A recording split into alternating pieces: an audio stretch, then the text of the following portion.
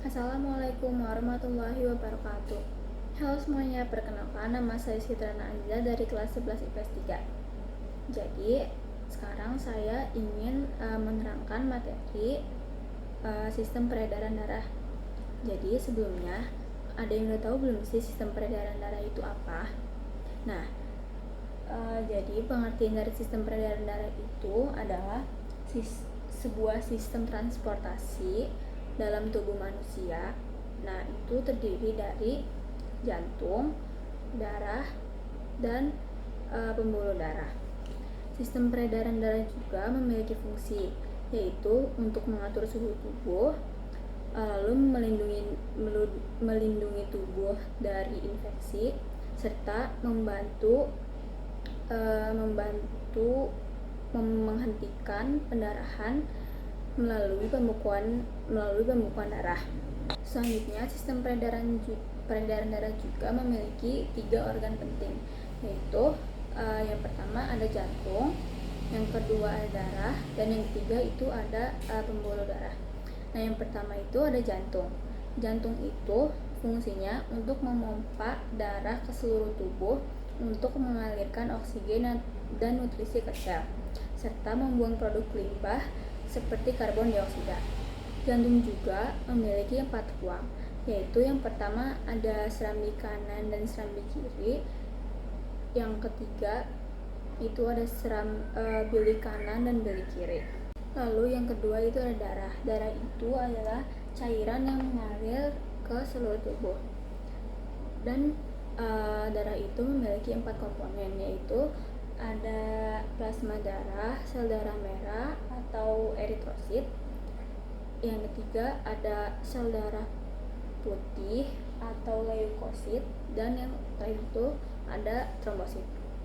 Jadi, plasma darah itu adalah suatu komponen cair dari darah yang memiliki warna kuning muda, dan sebagian besarnya itu terdiri dari air, sekitar 92% air, dan zat terlarut seperti protein, garam, gula, hormon, dan vitamin. Fungsi dari plasma darah ini itu untuk mengangkut sel darah merah, sel darah putih, dan trombosit, serta mengedarkan nutrisi hormon dan produk limbah ke seluruh tubuh, dan membantu menjaga keseimbangan tekanan darah dan volume darah.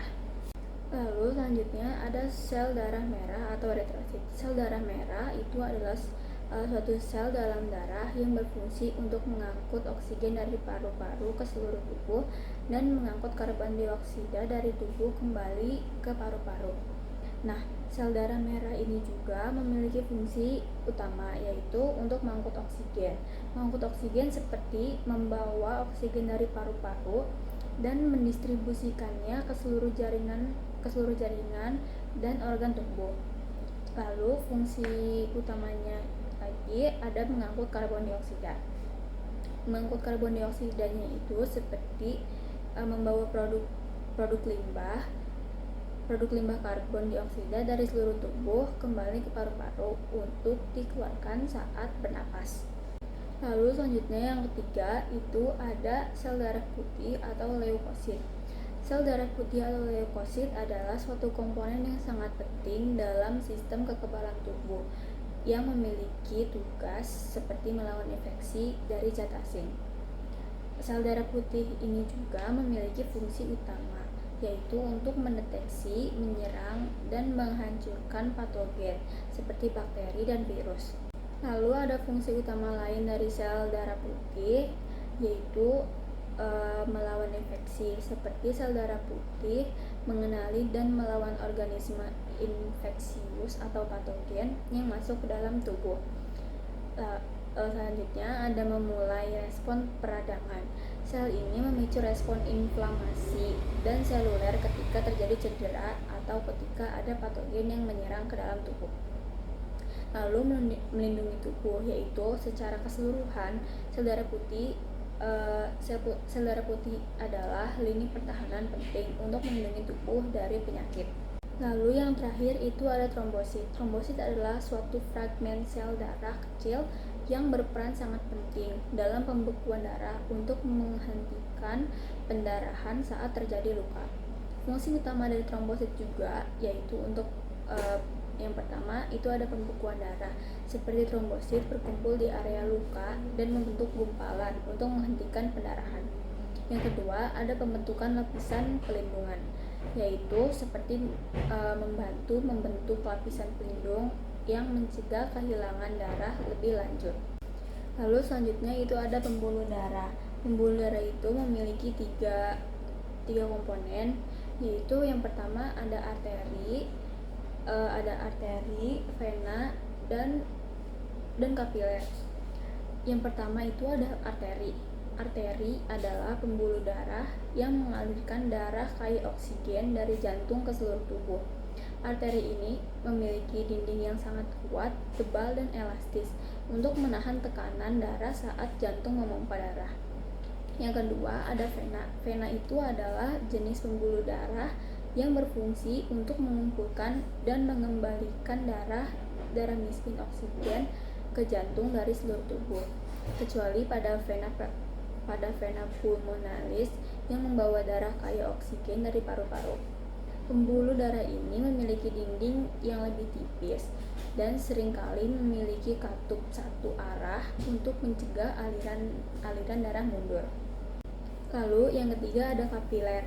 Kapiler adalah suatu pembuluh darah terkecil yang menghubungkan arteri dan vena, yang memiliki fungsi sebagai tempat pertukaran nutrisi dan oksigen ke sel-sel tubuh, serta membuang karbon dioksida dan limbah. Dindingnya ini sangat tipis dan memungkinkan terjadinya pertukaran zat antara darah dan jaringan di sekitarnya. Lalu selanjutnya pada pembuluh darah juga memiliki dua peredaran darah, yaitu ada peredaran darah kecil dan peredaran darah besar. Yang pertama akan kita bahas yaitu peredaran darah kecil. Urutan pada sistem peredaran darah kecil yaitu dimulai dari bilik kanan, arteri pulmonaris, paru-paru, vena pulmonalis, dan yang terakhir itu serambi kiri. Nah, pada sistem peredaran darah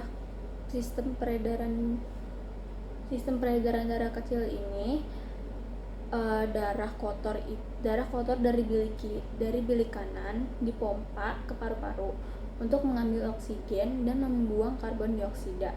Kemudian darah yang kaya oksigen kembali ke serambi kiri jantung. Lalu yang kedua itu ada peredaran darah besar. Pada sistem peredaran besar ini dimulai dari bilik kiri, aorta, arteri, kapiler, vena, dan yang terakhir itu ke serambi kanan. Nah, dalam proses ini itu untuk mengedarkan darah yang kaya oksigen ke seluruh tubuh, lalu mengumpulkan kembali darah yang rendah oksigen untuk dibawa ke jantung. Segitu aja yang materi yang bisa saya sampaikan. Kurang lebihnya mohon maaf. Wassalamualaikum warahmatullahi wabarakatuh.